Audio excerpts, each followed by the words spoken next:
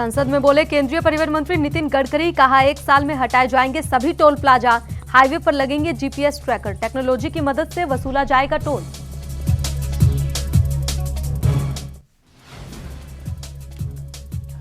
पंजाब में बढ़ी कोरोना की रफ्तार, अमरिंदर सरकार का ऐलान, 9 जिलों रात 9 बजे से सुबह 5 बजे तक लगा नाइट कर्फ्यू, आज शाम नई गाइडलाइंस होंगी जारी।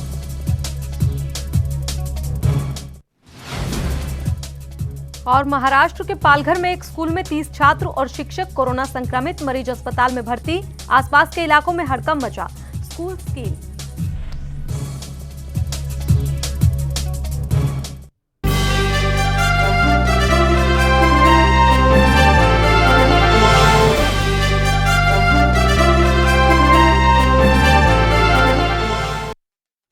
नमस्कार, एएनबी न्यूज देख रहे हैं आप और हमारे खास कार्यक्रम खबर दोपहर में आप सभी का स्वागत है। मैं हूं आपके साथ पल्लवी राजपूत और मैं हूं आपके साथ हिमांशी अरोड़ा। बंगाल समेत 5 चुनावी राज्यों में हलचल जारी है। आज पीएम मोदी बंगाल और असम दौरे पर हैं। प्रधानमंत्री मोदी ने बंगाल की पुरुलिया में चुनावी रैली को संबोधित किया। पीएम मोदी ने कहा कि कोलकाता की ब्रिगेड रैली के बाद जो हुआ वो पूरा देश देख रहा है। 10 साल तक लोगों पर लाठियां चलवाने के बाद अब ममता दीदी अचानक बदली दिखाई दे रही है। ये हारने का डर है। पीएम मोदी बोले कि ममता दीदी ने गाड़ी से उतरकर लोगों को डांटा। तुष्टीकरण के लिए आपका रुख बंगाल के लोगों को याद ही होगा। साथ ही पीएम ने कहा, जब पुलवामा का हमला हुआ तो दीदी ने क्या कहा था, कोई भूल नहीं सकता। उन्होंने कहा कि पहले वामपंथियों और फिर टीएमसी की सरकार ने यहाँ उद्योग धंधे पनपने नहीं दिए। यहाँ सिंचाई के लिए जितना काम होना चाहिए था वो भी नहीं हुआ। कम पानी की वजह से पशुओं को पालने में होने वाली दिक्कत को मैं भली भांति जानता हूँ।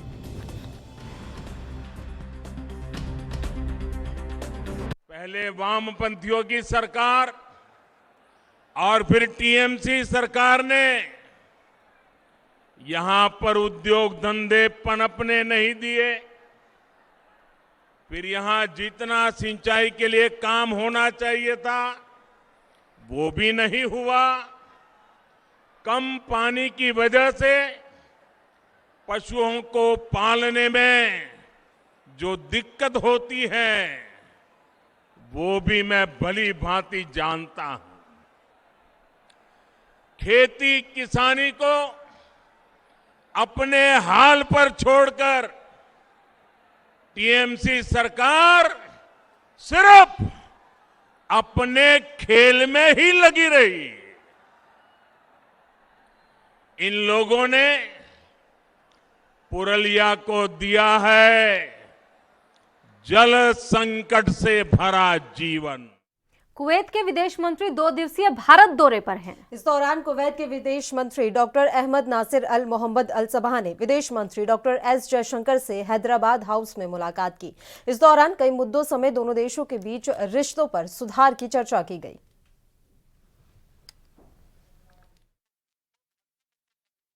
कांग्रेस द्वारा लगातार मोदी सरकार पर निजीकरण को लेकर निशाना साधा जा रहा है। गुरुवार को कांग्रेस सांसद दिग्विजय सिंह ने सीधे प्रधानमंत्री नरेंद्र मोदी पर तीखे सवाल दागे। बैंकों के निजीकरण के प्रस्ताव को लेकर दिग्विजय सिंह ने सवाल किया है कि जनता तय करे कि मोदी शाह किसके पक्ष में है, गरीब जनता के या फिर पूंजीपतियों के। कांग्रेस नेता दिग्विजय सिंह ने अपने ट्वीट में लिखा, मोदी जी जनता से किए हुए अपने एक और वादे से मुकर रहे हैं। जो शासकीय उपक्रम बिकने वाले हैं उनकी सूची, इसमें शासकीय बैंक भी अब शामिल हैं। दिग्विजय सिंह ने सवाल किया, शासकीय उपक्रम बिकेंगे, कौन खरीदेंगे? जिनके पास धन होगा, जिनके पास धन खरीदने के लिए धन कहां से आएगा उनके पास। ये सवाल भी साथ में दागा गया। बैंक में पैसा किसका है? आम आदमी का। कांग्रेस नेता ने कहा कि यानी कि जनता के पैसे से कुछ चुने हुए लोग शासकीय उपक्रम और शासकीय बैंक जनता के पैसों से ही खरीदेंगे। यही तो मोदी जी का निजीकरण है। दिग्विजय सिंह ने लिखा, जनता अब निर्णय करे, मोदी शाह बीजेपी किसके पक्ष में है? गरीब आम जनता के पक्ष में है या पूंजीपतियों के? रोजगार है नहीं, महंगाई लगातार बढ़ रही है।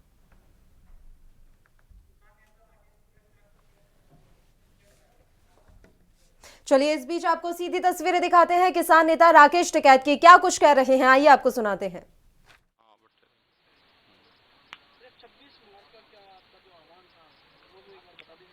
26 मार्च में तो है पूरा देशव्यापी बंद है, तो सब लोग उसे यह है कि उसमें सहयोग दे। दुकानदार हैं, उसमें ट्रांसपोर्टर है, टैक्सी वाले हैं, आम जनता है। तो उनको सहयोग देना चाहिए। एक दिन का बंद का आह्वान है तो बंद में शामिल होना चाहिए सबको, पूरे देश में। वो तो छूट रहे, कोई जरूरी आदमी भी है वो भी निकल जा भाई, अगर उसका कागज पत्तर नहीं और उस पे एक भाई मुझे जाना है, कागज मेरे पे है नहीं, हॉस्पिटल में जाना, तो दो आदमी की मजबूरी देख के है निकल जाए। कोशिश तो ये करे कि उस दिन ना आदमी चले भाई, एम्बुलेंस है, मेडिकल फैसिलिटी जितनी है वे हैं, किसी को स्कूल जाना है तो इन सब चीजों पर रहती है छूट रहती है। हाँ, और वो पूरा रहता भी वो बे ऑफिस में आदमी पहले चला जाता है और शाम को 5 बजे तक रहती है, 5 बजे के बाद फिर फ्री है, फिर अपना आपका जो बंद का टाइम है वो कब से कब तक रहेगा? है तो सुबह तक 5 बजे तक रहता है, शाम को ये सुबह से लेकर शाम को 5 बजे तक। सुबह किस टाइम से होगा? सुबह का टाइम तो नहीं दिया, लेकिन ये है कि 9-10 बजे से तो हो ही जाता है। शाम को 5 बजे। सर नोएडा और दिल्ली के जो बॉर्डर थे उनको बंद करने की बात करते 26 मार्च को, जिस दिन बंद 26 मार्च को नोएडा के लोग करेंगे उसको, क्योंकि वहाँ पे नोएडा में जो स्थानीय लोग हैं उनको नौकरियाँ नहीं है। एक बड़ी प्रॉब्लम वहाँ पे है कि फैक्ट्रियाँ लग गई, उनकी जमीनें चली गई और वहाँ के बच्चों को नौकरियाँ नहीं है। नोएडा में लगा लो, गाजियाबाद में लगा लो, जो भी आसपास है एनसीआर में, इसमें नोएडा के लोग करेंगे अपना प्रोग्राम। ये तो जिन जो लोग के पास नौकरियां नहीं है, आपके कहने का मतलब ये है कि नोएडा नौकरी मिल नहीं रही उनको, रोजगार नहीं मिल रहा, तो वो 26 मार्च को आप वो 26 में भी इसमें शामिल होंगे वो लोग। आपके सामने हाँ, शामिल है, और वो दिल्ली जो नोएडा बॉर्डर है उनको हाँ, उसका बंद करेंगे, उसको चिल्ला वाले पे। जिला वाले को बंद किया। चलिए बढ़ते हैं खबरों की ओर। मध्य प्रदेश में संक्रमण के बढ़ते मामलों के बीच पूर्व सीएम कमलनाथ ने कोरोना की वैक्सीन लगवाई है। गुरुवार को कमलनाथ राजधानी भोपाल स्थित हमीदिया अस्पताल पहुंचे और यहां उन्होंने कोरोना वैक्सीन की पहली डोज लगवाई।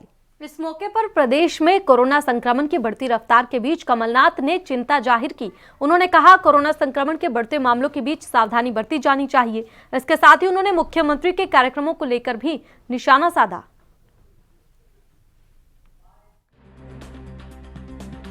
कल प्रधानमंत्री जी ने कहा है कि मध्य प्रदेश दूसरे नंबर पर है महाराष्ट्र के बाद कोविड में। ये बड़ी गंभीर समस्या मध्य प्रदेश में है। मेले चल रहे हैं, मुख्यमंत्री खुद 11 बजे तक प्रोग्राम कर रहे हैं, बाकी के लिए कर्फ्यू, खुद के लिए शराब की दुकान खुली है। तो इसको अगर गंभीरता से नहीं लिया जाए, मैंने तो 1 मार्च को कहा था, 1 मार्च 2020 को कहा था कि गंभीर स्थिति उत्पन्न होने वाली है। उस वक्त कोरोना डरोना के नाम पर इसे मजाक में टाल दिया था। हमारी कानून व्यवस्था को भी कोविड। और लाइव तस्वीरें देखिए पंजाब के सीएम कैप्टन अमरिंदर सिंह की, क्या कुछ करें। साडे प्रेस कॉन्फ्रेंस विच ये 4 साल हो गए ने साडे, और ये 4 साल ਦਾ ਜਿਹੜਾ ਕੁਝ ਅਸੀਂ ਪ੍ਰਾਪਤੀਆਂ ਕੀਤੀਆਂ ਨੇ ਉਹ ਮੈਂ ਤੁਹਾਡੇ ਕੋਲੇ ਕਿਤਾਬ ਪਹੁੰਚ ਗਈ ਹੈ। ਉਹਦੇ ਸੈਸ਼ਨ ਦੇ ਵਿੱਚ ਕੱਲੀ ਚੀਜ਼ ਜਿਹਦੇ ਵਿੱਚ ਕਿੰਨੀ ਅਸੀਂ ਪ੍ਰਾਪਤੀ ਕੀਤੀ, ਕੀ ਸਿਚੁਏਸ਼ਨ ਹੁੰਦਾ ਸੀ ਔਰ ਕੀ ਹੁਣ ਕਿੱਥੇ ਪਹੁੰਚੇ ਹੋਏ ਹਾਂ ਅਸੀਂ। ਇਹ ਮੈਂ ਤੁਹਾਨੂੰ ਇੱਕ ਗੱਲ ਦੱਸਣਾ that ਇਹਦੇ ਬਾਵਜੂਦ कि कोविड होया और तकरीबन 1 साल ही साडा उस काम च पिया रहा एज ओदे कारण इंडस्ट्री डाउन हो गई, सब कुछ हो गया, फिर भी पंजाब की economy has started picking up. और ये भी मैं तुहानूं दसना चाहुंदा कि उत्थे जिहड़े साडे development of this state, whether it is rural development या urban development, ਉਹਦੇ ਵਿੱਚ ਅਸੀਂ ਕੋਈ ਘਾਟ ਨਹੀਂ ਆਉਣ ਦਿੱਤੀ, ਅੱਗੇ ਜਾ ਰਹੀ ਹੈ। liquor for instance, liquor ਤਕਰੀਬਨ ਅਸੀਂ ਅੱਜ ਦੀ ਰਿਕਾਰਡ ਟਰਨ ਆਊਟ ਸਾਡੀ ਹੋਏਗੀ। ਜਦੋਂ ਅਕਾਲੀ ਦਲ ਗਿਆ ਉਦੋਂ 4400 ਕਰੋੜ ਦਾ ਰੈਵਨਿਊ ਸੀ। चलिए बढ़ते हैं कुछ और खबरों की ओर। बिहार में आरजेडी विधायकों ने आज एक बार फिर सत्ता पक्ष पर बढ़ती महंगाई को लेकर हमला बोला है। पेट्रोल, डीजल और रसोई गैस की बढ़ती कीमतों को देखते हुए विपक्ष के विधायकों ने राज्य और केंद्र सरकार पर हमला बोला। विपक्षी विधायकों की मांग है कि कृषि कानूनों के खिलाफ विधानसभा के बाहर प्रदर्शन किया जाए। उनकी मांग ये भी है बिहार विधानसभा में कानूनों के खिलाफ प्रस्ताव लाया जाए और पास करवाकर केंद्र को भेजना चाहिए। विधायकों का ये कहना है कि बाढ़ को खत्म हुए कई दिन हो गए हैं, लेकिन पीड़ितों को अभी तक उनका मुआवजा नहीं मिला है।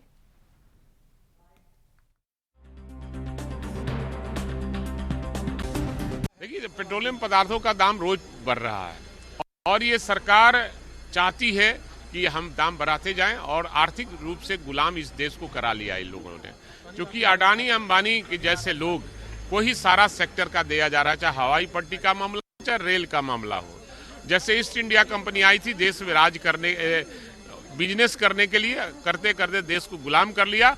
उसी तरह ये बीजेपी वाले ये झांझा देकर सरकार में आ गए और देश को लूट रहे हैं और किसानों का कमर तोड़ रहे हैं, घर का महंगाई बढ़ा रहे हैं, घर की सारा चीजें। उधर केंद्रीय मंत्री नितिन गडकरी ने गुरुवार को लोकसभा में बड़ा ऐलान किया है। नितिन गडकरी ने कहा है कि सरकार अगले 1 साल में सभी टोल प्लाजा खत्म करने की योजना पर काम कर रही है। आने वाले वक्त में टेक्नोलॉजी की मदद से लोगों को उतना ही टोल चुकाना होगा जितना वो सड़क पर चलेंगे। दरअसल अमरोहा से बीएसपी सांसद कुंवर दानिश अली ने गढ़मुक्तेश्वर के पास सड़क पर नगर निगम की सीमा में टोल प्लाजा होने का मुद्दा उठाया। इसी पर जवाब देते हुए केंद्रीय मंत्री नितिन गडकरी ने कहा कि पिछली सरकार में सड़क परियोजनाओं के ठेके में थोड़ी और मलाई डालने के लिए ऐसे कई टोल प्लाजा बनाए गए जो नगर की सीमा पर हैं। यह निश्चित तौर पर गलत है और अन्याय करने वाला है।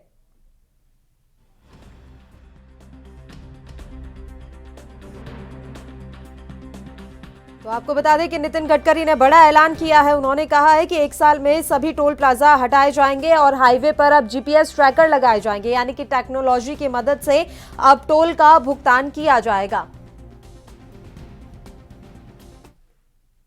सचिन वाझे के मसले और कोरोना के मसले पर एनसीपी नेता और महाराष्ट्र में कैबिनेट मंत्री नवाब मलिक ने प्रतिक्रिया दी है। सुनिए उन्होंने क्या कुछ कहा।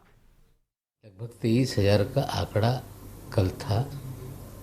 सरकार की तरफ से कई इलाकों में लॉकडाउन लागू किया गया, नाइट कर्फ्यू है और सरकार अपनी तरह से पूरी एहतियात बरतने का काम कर रही है।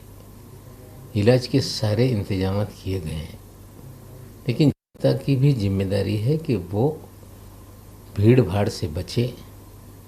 शादी ब्याह हो, राजनीतिक कार्यक्रम हो, सामाजिक कार्यक्रम हो, उसमें भी भीड़ ना करें। साथ ही साथ मास्क लगाना हो, दूरी बनाए रखना हो, ये भी सहयोग करें, हम उनसे अपील करते हैं। कल प्रधानमंत्री के साथ वीसी में मुख्यमंत्री महोदय ने 2 चीज़ों की मांग की। एक, हमारी जो संस्था है परेल में, जो वैक्सीन बनाने में जिसको महारत है उसे वैक्सीन बनाने की परमिशन दी जाए और साथ ही साथ जो वैक्सीनेशन का प्रोग्राम है 60 साल के लोगों के लिए, उसकी महाराष्ट्र में मर्यादा 45 वर्ष की जाए, इस तरह की मांग रखी गई। हाफकिंस को परमिशन और 45 साल से ऊपर के लोगों को टीकाकरण, अगर ये मंजूरी मिल गई तो हम वैक्सीन भी बना लेंगे और बड़े पैमाने पर लोगों को टीकाकरण का कार्यक्रम लेंगे। शहर में लॉकडाउन को लेके किसी भी प्रकार का कोई निर्णय नहीं हुआ है, लेकिन जनता को सहयोग करना होगा।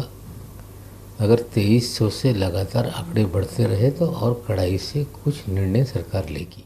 कल जिस तरह से कमिश्नर साहब के तबादले का निर्णय मुख्यमंत्री जी ने लिया, प्रशासनिक तबादले का पूरा अधिकार मुख्यमंत्री महोदय को है, लेकिन वाजे को लेके जिस तरह से चीज़ें सामने आ रही है उससे पूरे मुंबई पुलिस की छवि खराब हुई, पुलिस दल की बदनामी हुई है।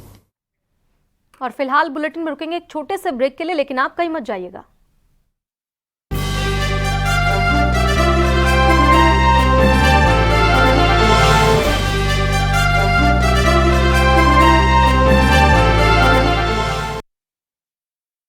क्या आप दुबले पतले कमजोर हैं, आपकी सेहत नहीं बनती, भूख कम लगती है, वजन नहीं बढ़ता, दरअसल मेन बात खाना पीना खाना नहीं है, मेन बात है खाया पिया लगना।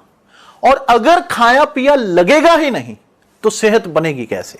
इसलिए हमारी संस्था सन्यासी आयुर्वेदा ने एक ऐसी दवा बनाई है जो कि आपके पाचन तंत्र को, आपके लीवर सिस्टम को ठीक करने का काम करती है, ताकि आप जो भी खाएं उसका पूरे का पूरा निचोड़ आपके शरीर को लगे, आपकी भूख बढ़े, खाया पिया सही से लगे, नया खून बने, हड्डियों में जान आए, वजन बढ़े, ताकत बढ़े, चेहरे पर नूर आए और आप मोटे तगड़े खूबसूरत पर्सनैलिटी के मालिक बन जाएं। यह दवा पूरी तरह से आयुर्वेदिक होती है। इसका शरीर पर कोई भी साइड इफेक्ट, कोई भी नुकसान या दुष्प्रभाव नहीं होता। लड़के लड़कियां दोनों इसका इस्तेमाल कर सकते हैं और पहले 15 दिन के अंदर ही आपको इसका असर महसूस हो जाएगा। सिर्फ 650 रुपए की पूरे 1 महीने की दवा होती है और आप इसे घर बैठे 01145454545 पर फोन करके दवा मंगवा सकते हैं। कम ब्रेक और ज्यादा खबरों के साथ देखिए ANB news in channel number पर।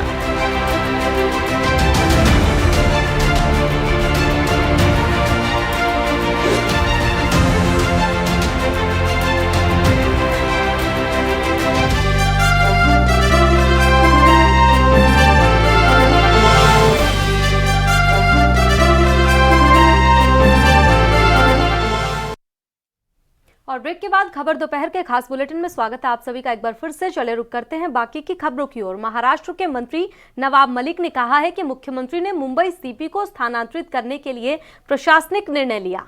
उन्हें पूरा अधिकार निर्णय लेने का है, लेकिन वाजे को लेकर जिस तरह से चीजें सामने आ रही हैं उससे पूरी मुंबई पुलिस की छवि इस समय खराब हुई है।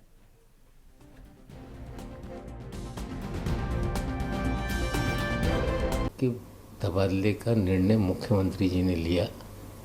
प्रशासनिक तबादले का पूरा अधिकार मुख्यमंत्री महोदय को है, लेकिन वाजे को लेके जिस तरह से चीज़ें सामने आ रही है उससे पूरे मुंबई पुलिस की छवि खराब हुई, पुलिस दल की बदनामी हुई है।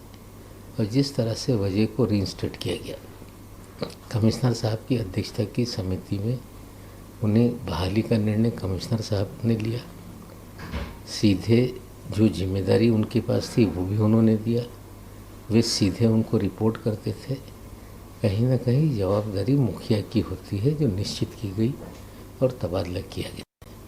जहां तक आरोप प्रति आरोप का सवाल है, 2 जांच एजेंसियां जांच कर रही। महाराष्ट्र के पुणे में कोरोना के मामलों में वृद्धि होने के बावजूद यहां की मंडी में लोग सामाजिक दूरी के नियमों का उल्लंघन करते हुए दिखाई दे रहे हैं। लोगों का कहना है कि सरकार को कोरोना टीका फ्री में लगाना चाहिए। देखिए, इसका ये करना चाहिए ना, गवर्नमेंट करना चाहिए ना, इसका क्या इलाज करना चाहिए। भीड़ को कैसे रोकेंगे, सिस्टमेटिक मार्केट में करेंगे, मार्केट रहेंगे तो गर्दी होगा ना। लेकिन लोग आपको दिखता है कि मास्क नहीं पहनते हुए ऐसा कुछ? नहीं, इधर तो सब कंटिन्यू मास्क है सबके। कोई ऐसा नहीं बिना मास्क का, सब अच्छा मास्क पहनते हैं, पुलिस भी आते हैं, वैसे कुछ नहीं, अच्छा ही सब। केसेस हर दिन बढ़ते जा रहे हैं तो डर कहीं ना कहीं है दिमाग में? डर तो है ही, अभी बढ़ते तो जा रहा है, बहुत दिक्कत हो रहा है। लेकिन जिस तरीके से बोला जाता है सोशल डिस्टेंसिंग का फॉलो किया मास्क नहीं, मास्क तो सब पहनते हैं, बिना मास्क कोई रहता है नहीं इधर, सब मास्क पहनते सब। लेकिन सोशल डिस्टेंसिंग हो पाता है क्योंकि हाँ होता है, हाँ होता है, अच्छा है। डर तो सबको लगता है, डर किसको नहीं लगेगा? जीना है तो डर लगना ही चाहिए ना। कोरोना की परिस्थिति कैसे देखेंगे? कोरोना की परिस्थिति तो है, कोरोना की परिस्थिति है जैसी ही है, पहले भी वैसी ही थी, अभी भी ऐसी ही है। लेकिन लोग मास्क नहीं पहनते हैं, कुछ सोशल डिस्टेंसिंग। सोशल डिस्टेंस तो रखना ही चाहिए, सोशल डिस्टेंस नहीं रखेंगे तो अपना ही नुकसान है। एक तो इधर 4 बोलते उधर 10 बोलते, एक तो पब्लिक क्या इसके ऊपर ये हो रहा है। इसलिए क्या करना चाहिए, अभी जो इंजेक्शन आयल है उस सबको दे के एक ही बार देखिए ये करने का। इसीलिए वो रोजी रोटी कमाने वाले वो भूखे मर रहे, इनका कोई गवर्नमेंट को तो कोई लेना देना नहीं है। जिधर जाओ उधर देखो तो वही 10 है, 50 है, 100 है, रोज का पेपर में आ रहा है। और उधर दिल्ली के स्वास्थ्य मंत्री सत्येंद्र जैन ने कहा कि दिल्ली में कुल पॉजिटिविटी रेट 0.066% थी। दिल्ली में पिछले 2 महीने से पॉजिटिविटी 1% से कम है। दिल्ली में स्थिति दूसरे शहरों की तुलना में नियंत्रण में है। महाराष्ट्र में पॉजिटिविटी रेट 19.32 है।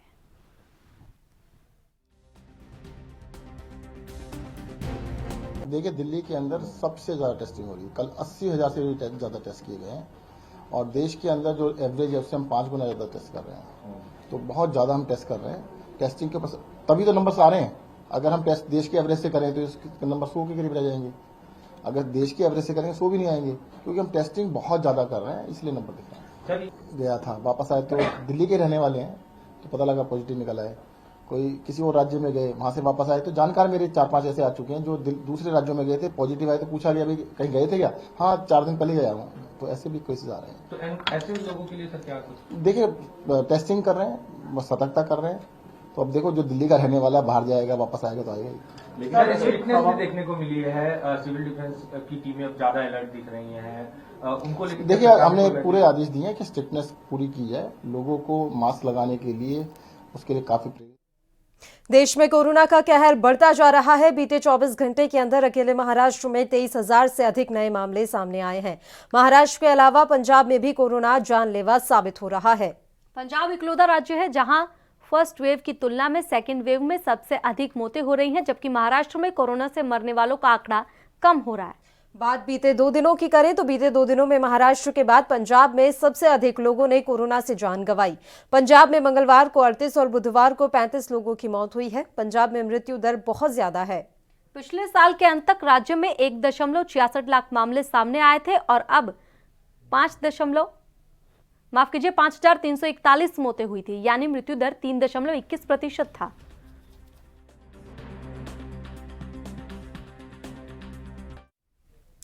वहीं दिल्ली में बढ़ते कोरोना के मामलों को लेकर प्रशासन सख्त हो गया है। सड़कों पर बिना मास्क के घूम रहे लोगों के 2,000 रुपए के चालान किए जा रहे हैं। साथ ही साथ लोगों को मास्क वितरित भी किया जा रहा है।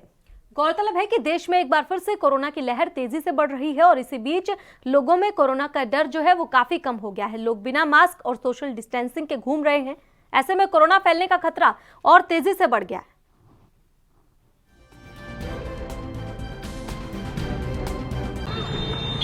जब से कोरोना के केसेस और बढ़े हैं, हमने सख्ती और कर दी है। हम लोगों का जो भी मास्क नहीं पहन रहे हैं या वायलेट कर रहे हैं गाइडलाइंस का, उनका चालान कर रहे हैं। वो चालान 2,000 रुपए का होता है।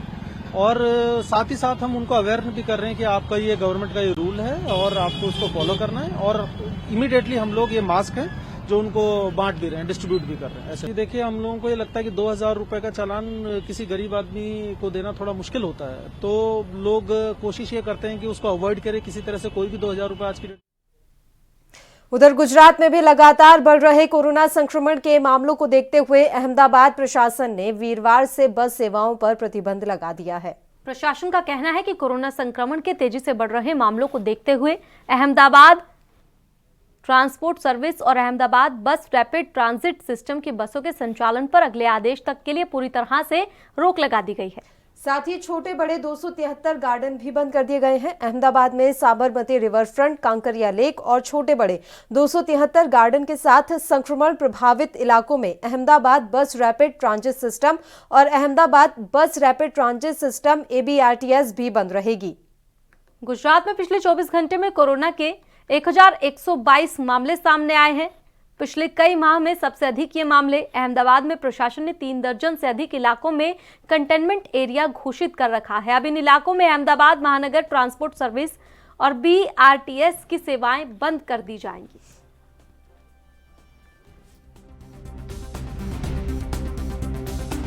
आज सुबह से कॉर्पोरेशन में कोरोना के जिस तरह केस बढ़ते जा रहे हैं, उसको देखते हुए AMTS स्टेट बसें बंद कर दी है। हाँ, वो तो क्या लग रहा है, किस तरह से आपको मान रहे हो? तो क्योंकि बहुत भीड़ होती है, इसलिए BRTS और MTS दोनों ही बंद कर दिए। MTS वालों में सब राणे सड़कें जो सब जाने वालों को सबको थोड़ा प्रॉब्लम होगा, थोड़ा दिक्कत तो होगी सबको। आज बंद किया है तब तक।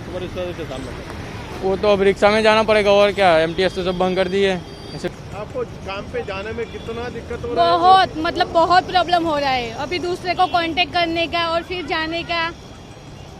अभी हॉस्पिटल में जॉब करते तो कैसे जाने का, अभी ऐसे रिसेंटली बस बंद कर देते फिर हमको तो परेशानी रहेगी।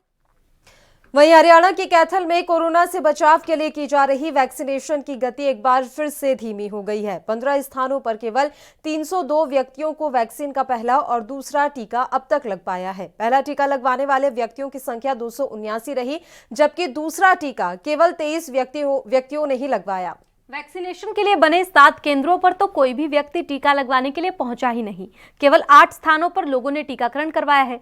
वहीं जिले में 23 नए कोरोना संक्रमित पाए गए, 23 मरीज ठीक भी हुए हैं। अब जिले में कोरोना के 104 एक्टिव केस हैं और अब तक 4205 संक्रमित मरीजों में से 4045 व्यक्ति ठीक हो चुके हैं और 56 की मौत की जानकारी मिल रही है।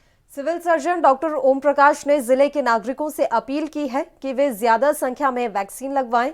कोरोना महामारी से बचाव के लिए सरकार और विभाग की ओर से जो नियम निर्धारित किए गए हैं उनका पालन किया जाए। मास्क का प्रयोग करें और सामाजिक दूरी बनाए रखें।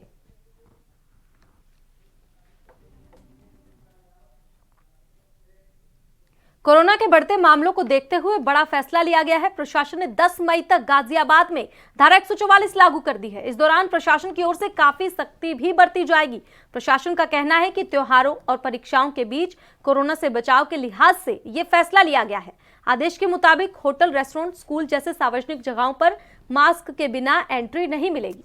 साथ ही थिएटर, मॉल, स्कूल और कॉलेज जैसी जगहों पर कोरोना के लक्षण वाले लोगों को सख्त तौर पर प्रवेश नहीं करने दिया जाएगा। इसके साथ ही सभी दुकानदारों को मास्क और ग्लव्स का इस्तेमाल करना होगा। मास्क नहीं लगाने वाले खरीदार को भी कोई सामान नहीं दिया जाएगा। 2 पहिया वाहन चालकों को मास्क और हेलमेट लगाना जरूरी होगा। और फिलहाल रुकेंगे एक छोटे से ब्रेक के लिए, लेकिन फौरन लौटेंगे।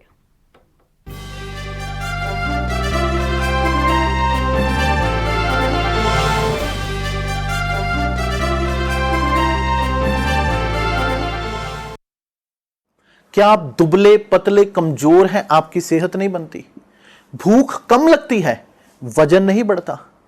दरअसल मेन बात खाना पीना खाना नहीं है, मेन बात है खाया पिया लगना। और अगर खाया पिया लगेगा ही नहीं तो सेहत बनेगी कैसे? इसलिए हमारी संस्था सन्यासी आयुर्वेदा ने एक ऐसी दवा बनाई है जो कि आपके पाचन तंत्र को, आपके लीवर सिस्टम को ठीक करने का काम करती है, ताकि आप जो भी खाएं उसका पूरे का पूरा निचोड़ आपके शरीर को लगे, आपकी भूख बढ़े, खाया पिया सही से लगे, नया खून बने, हड्डियों में जान आए, वजन बढ़े, ताकत बढ़े, चेहरे पर नूर आए और आप मोटे तगड़े खूबसूरत पर्सनैलिटी के मालिक बन जाएं। यह दवा पूरी तरह से आयुर्वेदिक होती है। इसका शरीर पर कोई भी साइड इफेक्ट, कोई भी नुकसान या दुष्प्रभाव नहीं होता। लड़के लड़कियां दोनों इसका इस्तेमाल कर सकते हैं और पहले 15 दिन के अंदर ही आपको इसका असर महसूस हो जाएगा। सिर्फ 650 रुपए की पूरे 1 महीने की दवा होती है और आप इसे घर बैठे 01145454545 पर फोन करके दवा मंगवा सकते हैं।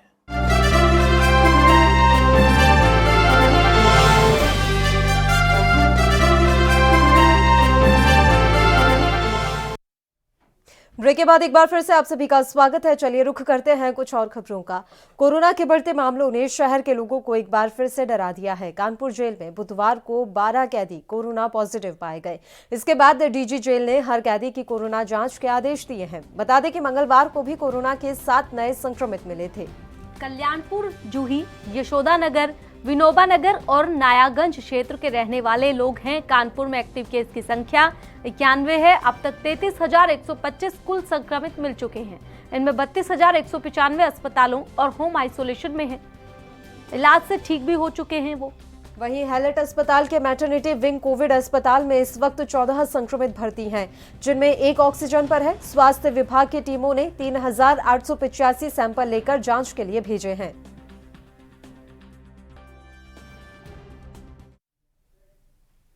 एमपी के मुख्यमंत्री शिवराज सिंह चौहान ने कहा कि लोगों को कोरोना के प्रति सतर्क होना पड़ेगा। कोरोना को कंट्रोल किया जा सकता है। इसके लिए मास्क लगाना और सोशल डिस्टेंसिंग का पालन करना जरूरी है। इसके साथ ही सीएम ने कहा कि कोरोना को लेकर आज शाम बैठक की जाएगी और लोगों के लिए ही कड़े फैसले लिए जा सकते हैं।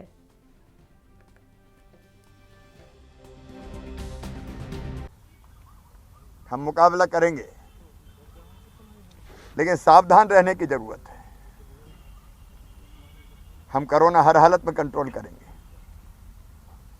लेकिन बिना प्रदेशवासियों के संभव नहीं है और उसके लिए मुझे आपका सहयोग चाहिए। मास्क लगाना ही है। जिन 10 जिलों में 10 बजे दुकान बंद होना है, मतलब होना है। जहां जरूरत पड़ी आपके लिए सख्ती की जाएगी, लेकिन मेरा आग्रह यह है कि हमारे पड़ोस में बहुत भयावह स्थितियां हैं। उसका अंतर पड़ता ही है। आज शाम को कुछ और फैसले लूंगा मैं। आज मेरी collector, commissioner, SP, IG, CMHOs, dean medical college. Gwalior airbase से उड़ान भरने के बाद MiG-21 बाइसन बुधवार को क्रैश कर गया था। इस हादसे में ग्रुप कैप्टन आशीष गुप्ता शहीद हो गए थे। वहीं ग्वालियर में आज उनका अंतिम संस्कार किया गया। एयरफोर्स के जवानों ने उन्हें अंतिम सलामी दी है। दरअसल फ्यूल रिफिलिंग के बाद लड़ाकू विमान MiG-21 बाइसन में तकनीकी खराबी आ गई थी। उसके बाद प्लेन क्रैश कर गया, जिसमें ग्रुप कैप्टन आशीष गुप्ता शहीद हो गए थे। यह हादसा ग्वालियर एयरबेस पर ही हुआ था। एयरफोर्स ने इसकी पुष्टि देर से की थी। वहीं इंडियन एयरफोर्स ने इस पूरे मामले में जांच के आदेश दिए हैं। अंतिम संस्कार के दौरान परिवार और एयरफोर्स के लोग मौजूद रहे।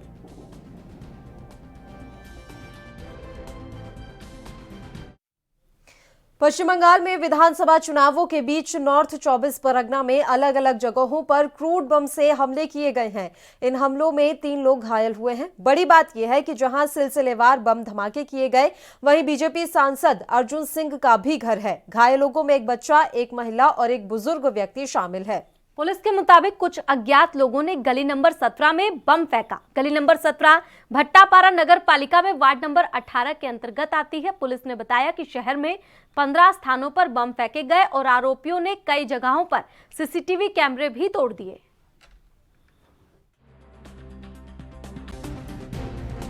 सीपी बायस है। सीपी को इमीडिएट एक्शन, सीपी पर एक्शन होना चाहिए, क्योंकि पुलिस की उपस्थिति में बम चल रहा है, मीडिया की उपस्थिति में बम चल रहा है। छोड़िए, पुलिस तो है, मीडिया भी है, और उसके बाद भी अगर उसका बयान आता है कि पॉलिटिकल क्लैश है, तो जहां से बम चला और जिस जगह पर बम चला, तो उसका अगर काउंटर हुआ रहता, पॉलिटिकल क्लैश में तो काउंटर होगा, तो काउंटर हुआ रहता तो उसका भी तो एविडेंस रहता। तो वेयर इज एविडेंस? पुलिस का कैमरा टूटा, पुलिस के एक भी फुटेज नहीं। जब तृणमूल के लोग हमला करते हैं, तृणमूल के लोग हत्या करते हैं, तृणमूल के लोग बम चलाते हैं, तो एक भी फुटेज नहीं आता है।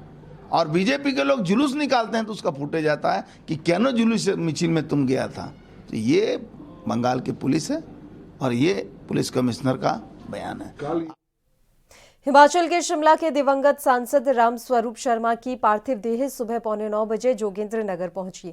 सांसद की पत्नी चंपा शर्मा आंगन में बेसुध हो गई। जोगेंद्र नगर के मछियाल स्थित शमशान घाट पर उनका अंतिम संस्कार किया गया। सामाजिक न्याय और अधिकारिता मंत्री सरवीण चौधरी भी सांसद को श्रद्धांजलि देने वहां पहुंचे। इसके अलावा विधायक प्रकाश राणा, विनोद कुमार, जवाहर ठाकुर सहित अन्य नेता जोगेंद्र नगर पहुंचे।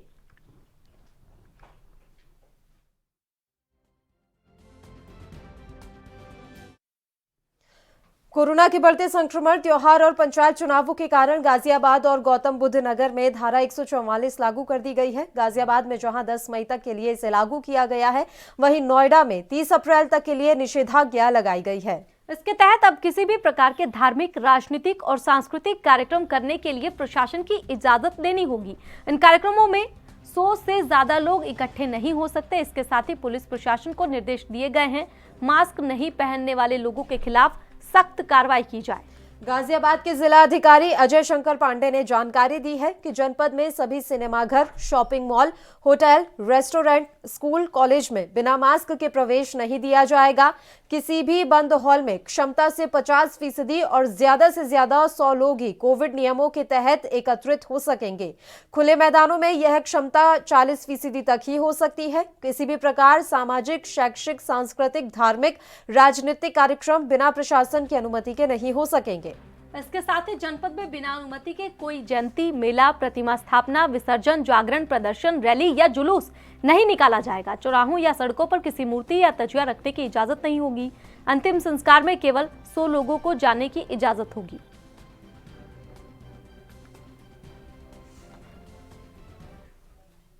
उधर हरियाणा में कोरोना के बढ़ते मामलों के बाद सरकार ने सख्ती बरतनी शुरू कर दी है। कुंडली बॉर्डर पर चल रहे किसान आंदोलन के स्वास्थ्य की चिंता करते हुए मुख्यमंत्री मनोहर लाल खट्टर ने बॉर्डर पर कोविड-19 टीकाकरण के लिए शिविर लगाने की घोषणा की।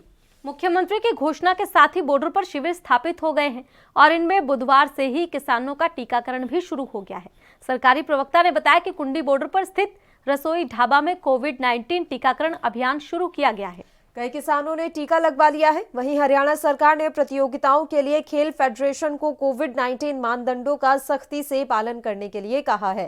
सरकार ने साफ किया है कि प्रतियोगिताओं के दौरान अगर कोई खिलाड़ी संक्रमित होता है तो उसके लिए फेडरेशन जिम्मेदार होगी। इसलिए फेडरेशन कोविड-19 से बचाव के लिए जरूरी मानक संचालन प्रक्रियाओं का अनुपालन करे।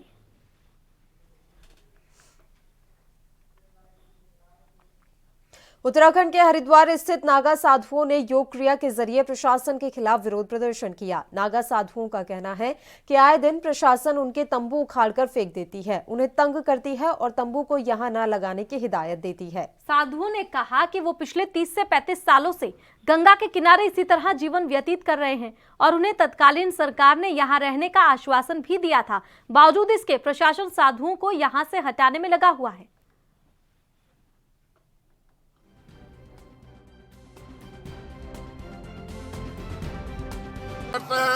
1998 में हमको प्रशासनिक अधिकारियों द्वारा ये बोला गया कि आप आजीवन यहाँ सेवा करो, पूजा करो, भजन करो, तपस्या करो, आपको कोई डिस्टर्ब नहीं करेगा। लेकिन आए दिन रोज रोज हमारे संत सन्यासी महात्माओं के साथ पुलिसिया अत्याचार हो रहा है, शासन का अत्याचार हो रहा है। हम लोग गरीब संत महात्मा लोग हैं, हम किसी से कहीं मांगने के लिए नहीं जाते हैं। हमारे पास जो है उसी में जनता का दिया हुआ उसको हम बना करके अपने धूने पर 4 साधुओं में 4 गरीबों में वितरण करते हैं, पूजा पाठ करते हैं, भजन करते हैं। सुबह 4-5 बजे हम उठ करके स्नान करते हैं और एक छोटा सा पन्नी डाल करके यहाँ भजन करते हैं। लेकिन रोज रोज पुलिस के लोग आते हैं, रोज हमारी पन्नियों को तोड़ते हैं। पंजाब के श्री मुक्तसर साहिब में एक बेकाबू कार की पेड़ से जबरदस्त टक्कर हो गई, जिससे 4 लोगों की मौत हो गई है। जिस वक्त की यह घटना है उस वक्त परिवार संगरूर जिले से मुक्तसर साहिब दवाई लेने जा रहा था। हादसा भलियाना गांव के फूड मार्केट में हुआ, जहां कार ने अपना नियंत्रण खो दिया और बेकाबू होकर एक पेड़ से जा टकराई। हादसे में पति, पत्नी, बहन समेत एक 12 साल के भतीजे की भी मौत हो गई है और कार चालक मौके से फरार बताया जा रहा है। यह हादसा इतना जबरदस्त था कि वाहन एक तरफ से पूरी तरीके से टूट गया है। आसपास के लोगों ने कार की छत को उखाड़ा, फिर शवों को बाहर निकाला गया। घटना की सूचना पाकर पुलिस ने शवों को पोस्टमार्टम के लिए अस्पताल भेज दिया है।